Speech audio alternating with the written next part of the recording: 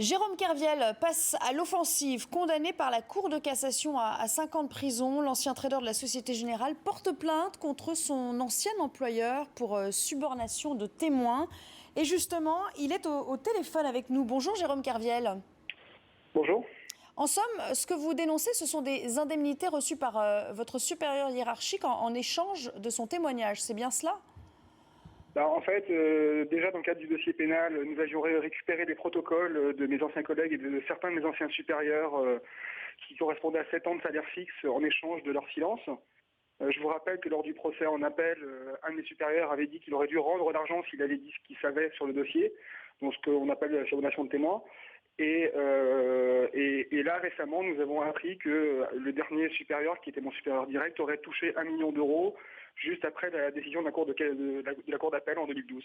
Jérôme Kerviel, vous n'aviez pas cet élément avant la décision de la Cour de cassation, avant les procès ? Avant la Cour de cassation, nous l'avions, cette information, mais on ne juge plus du fond, donc on était focalisé sur la cassation. On dépose les plaintes et on soumet à la justice ces problèmes quand on a le temps, parce que ça prend beaucoup de temps, mais on ne pouvait pas en débattre pendant le procès en appel, car nous n'avions pas encore l'information. Vous avez tweeté hier soir, un peu avant 22h, et c'est le second étage de la fusée.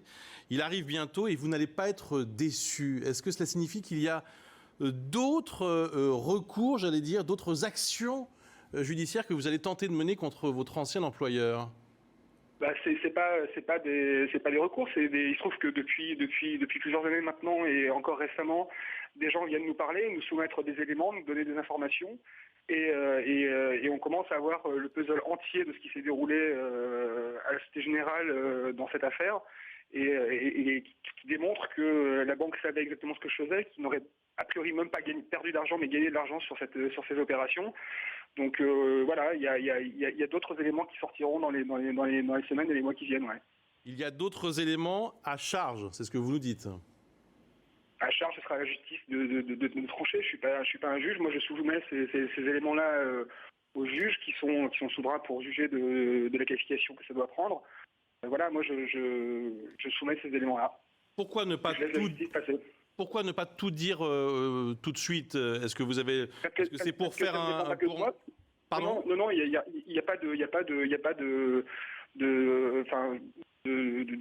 de stratégie là-dedans. Ouais. Ça met aussi en cause certaines personnes. Ouais. Il y a des gens qui mettent en risque leur carrière et donc c'est leur choix à eux de sortir ou pas. Je ne peux pas les obliger à sortir.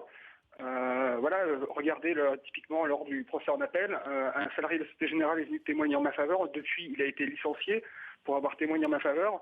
Donc ça fait, voilà, c'est un choix qui appartient à ces personnes qui veulent venir travailler au nom de la vérité dans ce dossier, mais qui peut avoir des conséquences sur leur vie et je ne peux pas leur demander, les forcer à faire quelque chose qui aura un impact nécessairement sur leur vie.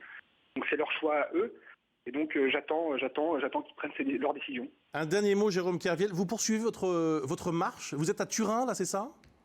Je suis à côté de Turin, dans une ville qui s'appelle Monteroero, ouais. À 35 km de Turin, ouais. Et vous poursuivez donc cette marche ? Tout à fait.